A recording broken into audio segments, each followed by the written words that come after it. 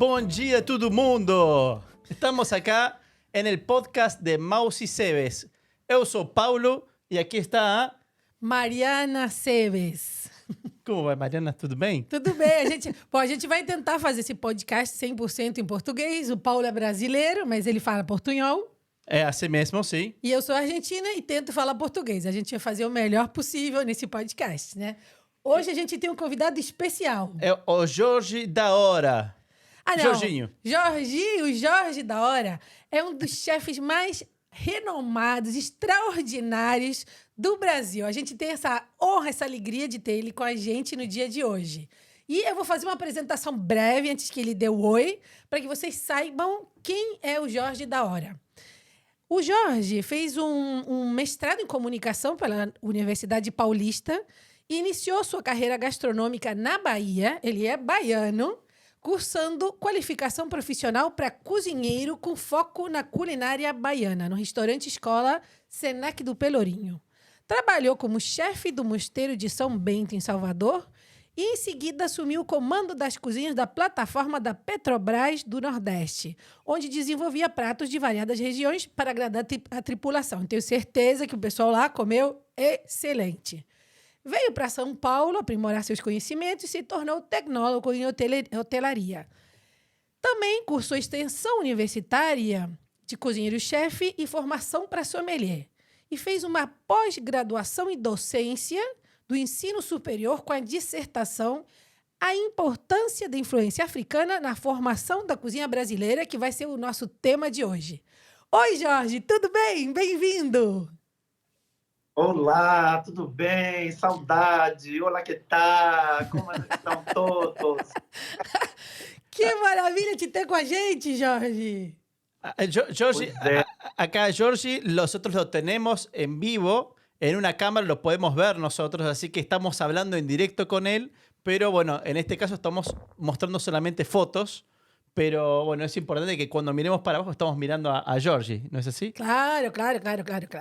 Sim, então, o tema de hoje, Jorge, com toda a tua experiência, porque para que o pessoal saiba, ele não só trabalha no Brasil, mas ele também tem a sua própria empresa, que é Em Casa com Mais Requinte, e ele faz uns eventos gastronômicos extraordinários, fora de série. Vocês vão estar vendo alguns dos pratos que ele faz na tela, à medida que a gente vai conversando no podcast.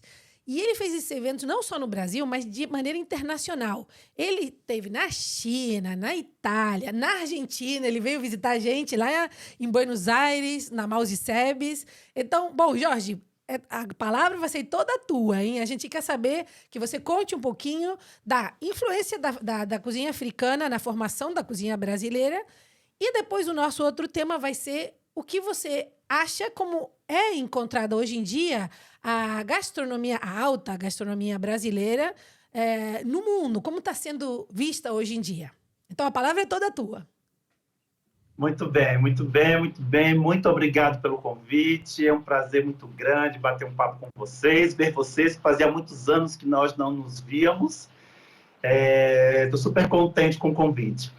Quando a gente observa a formação da cozinha brasileira, ou a gente enxerga o que é a cozinha brasileira, a gente divide isso em 3 estágios, em 3 etapas.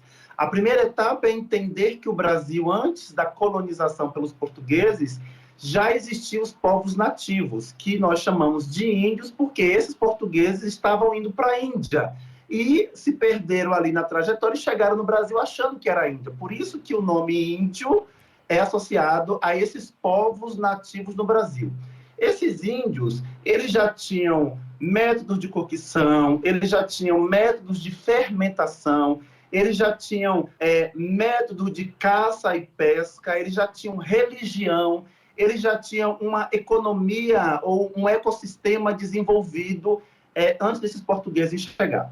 Quando esses portugueses chegaram, em dadas as proporções, é interessante a gente observar que não foi de uma forma amistosa, né? E aí, quando a gente pega uma das cartas de Pero Vaz de Caminha, que ele manda a Portugal, eles se referem a esses nativos como selvagens, né?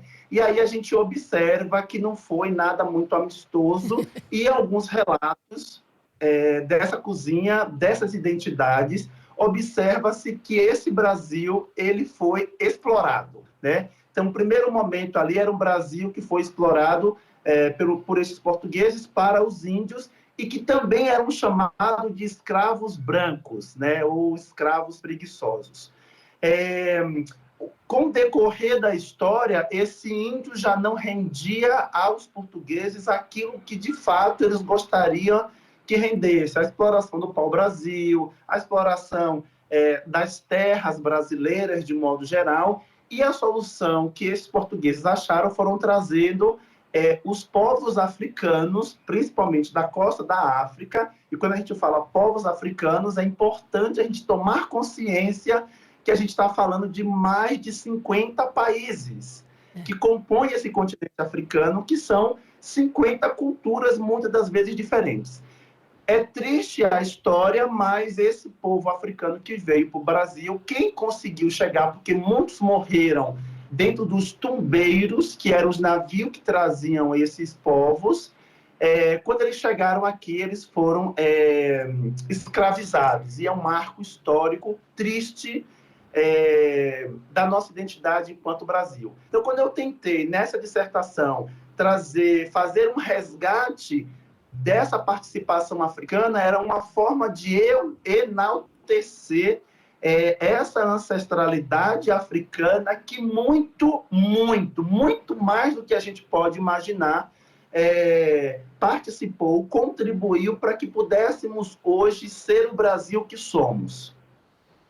Então, o Brasil hoje em si é nada mais, nada menos que essa multipluralidade de culturas, seja ela indígena, seja ela europeia.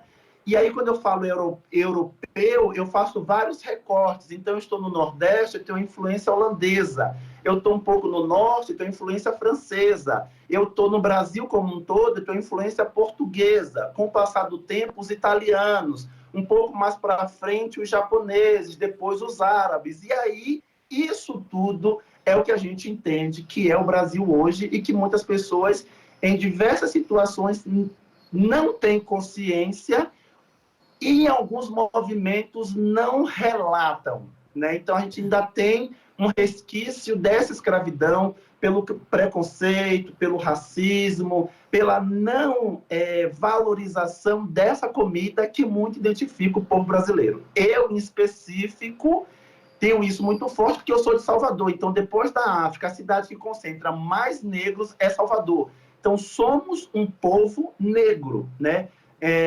E essa comida é a comida que o baiano come no dia a dia, que é marcada muito fortemente pela religiosidade afro-religiosa, ou seja, essa diáspora povos negros para o Brasil configurou a cozinha brasileira. Uau, que introdução! Que maneira de contar história fabulosa. Realmente é bem interessante toda essa história da cozinha brasileira, não é, Paulo? Realmente é impressionante. Você vindo da Bahia, o que você destaca da cozinha baiana? Obviamente, com todas essas influências que você vem dizendo, eu que tenho visitado a Bahia, fiquei encantada com a gastronomia, com as pessoas, com a cultura, com a geografia, absolutamente tudo. Bom, eu elenco N coisas. Eu acho que a primeira coisa que eu consigo elencar nessa contribuição é o povo, a essência do povo negro. É um povo alegre, é um povo que precisou resistir para existir. Então, até hoje, todos os dias, eu, Jorge da Hora, levando em consideração os meus antepassados, os meus ancestrais, eu preciso resistir para existir. E parte dessa resistência é lutar para que mantenhamos viva essa gastronomia. Então, para vocês terem ideia do que eu estou falando, alguns anos atrás, houve uma votação num âmbito político e judicial para que um dos pratos memoráveis dessa identidade africana, que é o acará ou o acarajé, ele estava sendo cogitado a possibilidade de se chamar bolinho de Jesus. Ah, isso? Então, você coloca Exatamente isso. Você coloca em segundo plano uma identidade, uma cultura, um significado, uma relevância cultural e religiosa atrelada a esse prato. Mas aí eu posso elencar uma infinidade desses pratos. Eu posso elencar o acarajé, o abará, o xixim de frango, eu posso elencar o vatapá, o patapá, o caruru, o amalá, o acaçá, e a gente vai passar o resto do podcast. Mas, A gente vai ter mas que, eu acho a que gente vai ter que te convidar para outro podcast exclusivo de cozinha baiana. Exclusivo, viu? Porque a tua história é tão rica em pratos, informação. E, obviamente, você comeu todos esses pratos, preparou desde que era criança. Então, você já leva isso no sangue, né? no sangue. Mas se eu tivesse que elencar um ingrediente dessa riqueza cultural africana, eu elencaria o dendê, óleo de dendê, que em Yorubá a gente chama de epopupá, que é um azeite que configura boa parte dessa alimentação. As muquecas, os chinchins, a farofa, o próprio acarajé é frito nesse dendê. Então, se eu for elencar um prato, eu elenco o acarajé. Se eu for elencar um ingrediente, eu elenco o azeite de dendê, ou o óleo de dendê. Claro, que é o toque especial que tem muitos dos pratos na Bahia também, não é? É bastante identificado com esse óleo. Com esse azeite, na verdade. Eu digo óleo, bom. Sendo argentina, a gente chama de quase todas essas matérias gordurosas de óleo, mas é azeite de dendê. Pero ¿qué es el aceite de dendé precisamente? O Paulo quer saber o que é o azeite de dendê. Eu acho que essa observação que você fez de chamar de óleo de dendê é muito interessante, porque se a gente for observar o que é azeite, ele é oriundo de oliveira. No caso do dendê, é uma palmeira que dá um fruto, e esse fruto ele é prensado, que vai dar origem ao óleo de dendê. Ou, em dadas as proporções, em determinados momentos, ele foi associado ao azeite, mas o nome correto dele é óleo de dendê. Então eu falei bem sem querer. Perfeito. Perfeito.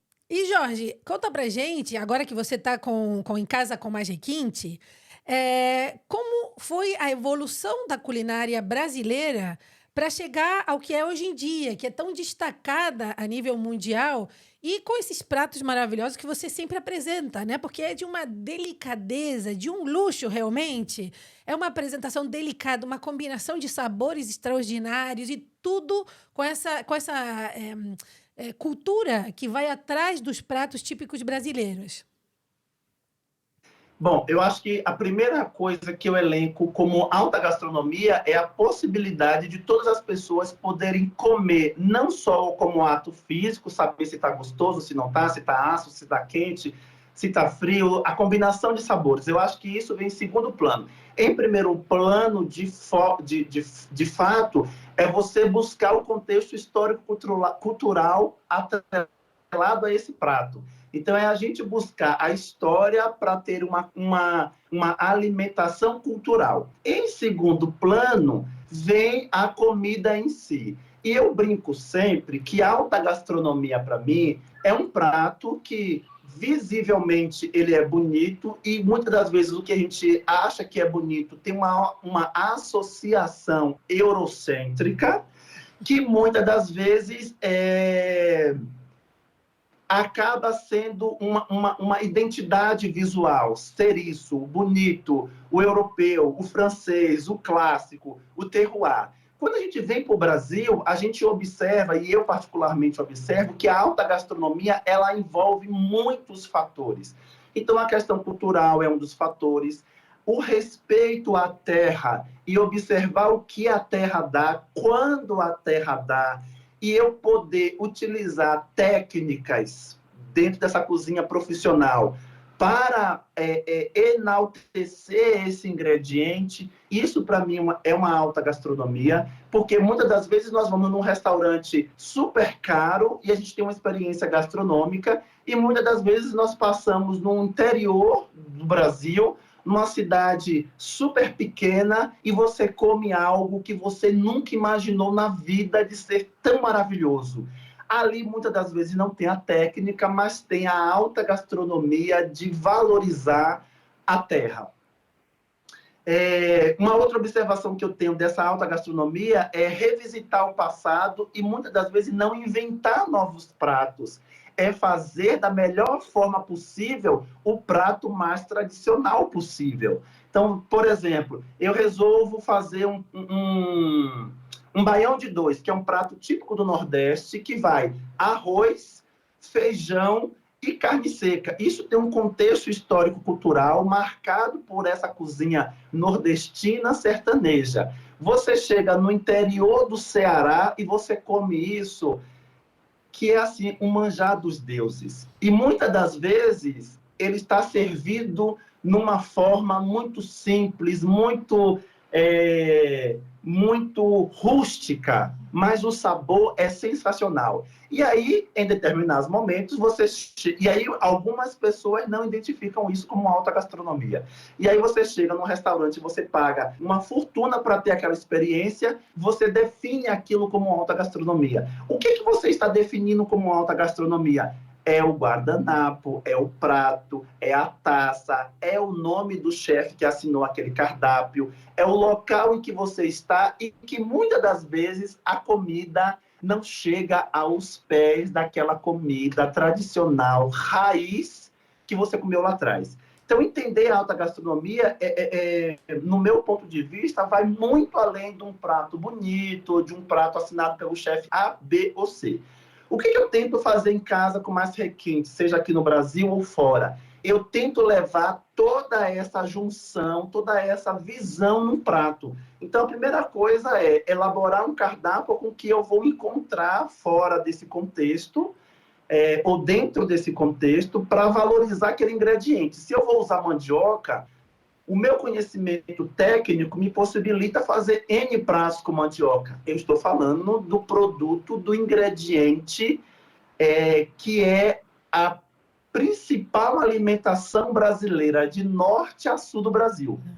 Como eu transformo essa mandioca é o que configura essa valorização. Então, eu estou respeitando o ecossistema, eu estou respeitando o meio ambiente, eu estou respeitando as técnicas, eu estou apresentando isso de uma forma legal, bonita, diferente, ousada. Então, é muito amplo a gente identificar a alta gastronomia, no meu ponto de vista. Não, eu achei incrível. Eu estou de acordo com você 100%. E você faz assim, dá muita importância ao que obviamente, saber da história, saber dos ingredientes, saber utilizar as técnicas, porque hoje em dia muita gente tenta ser criativa, mas não tem essas ferramentas, porque não estuda, não faz aquela pesquisa sobre o ingrediente, não domina bem as técnicas. Então, o que você recomendaria? Porque agora, infelizmente, a nossa conversa já está quase acabando.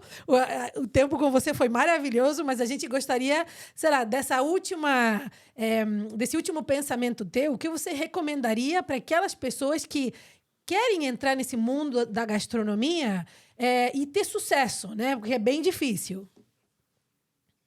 O que eu diria? Continue estudando. Porque quando você continua estudando, a técnica está sendo aprimorada, os conhecimentos teóricos estão sendo aprimorados e você está conseguindo levar o que é diferente do que está sendo visto muitas das vezes por aí. Então, estudar é a regra básica para manter um prato e uma identidade cultural viva. Excelente. Não, realmente um aplauso para o Jorge. Foi maravilhoso ter você no dia de hoje, foi uma maravilha. Realmente a gente espera poder contar com você em um próximo podcast, onde você nos fale especificamente da culinária baiana, que é tão rica em ingredientes, em cultura, em sabores, em absolutamente tudo.